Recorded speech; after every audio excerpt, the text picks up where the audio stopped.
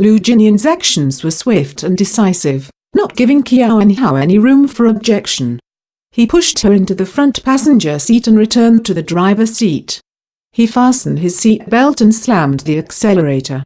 From the corner of his eye, he could see that Qiao Enhao had not fastened her seat belt. His fingers played with the steering wheel for a while before leaning over to her.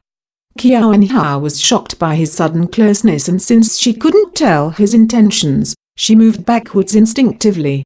Seeing her actions, Lu Jinian couldn't help feeling ridiculed. She hated his closeness so much.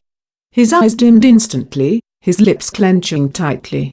He yanked the seat belt beside her roughly and fastened it before retreating back swiftly.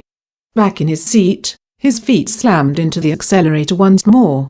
The car shot forward, and if Qiao Enhao hadn't had a fastened seat belt, she would have toppled over. This was the first time they had been alone after the night she had tried to stop their deal. Qiao Enhao was at a loss. She remained silent and in the same position even after the car had went driven for a long time. Silence fell in the car, only the raindrops against the windows and the radio advertisement breaking it. Qiao Enhao didn't dare to look at Lu Jinian, so she turned her head slightly, observing him through the blurry side mirror. She could tell that he wasn't in a good mood, and her originally shaking nerves grew even more shaky. She gripped onto her bag and even her breathing became careful. The tight atmosphere suffocated her. She desperately thought for a topic. In the end, she asked in a single breath, "You didn't go to Song Xiangsai's birthday dinner? Why are you back here?" Lu Jinian never expected Qiao Enhao to speak to him. Momentarily stunned, he paused for a bit before blinking slowly.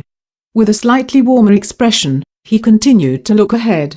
He replied in a clear voice, a hint of softness in it, "I came back earlier." After a while, Lu Jinian remembered that Qiao Enhao had asked 2 questions.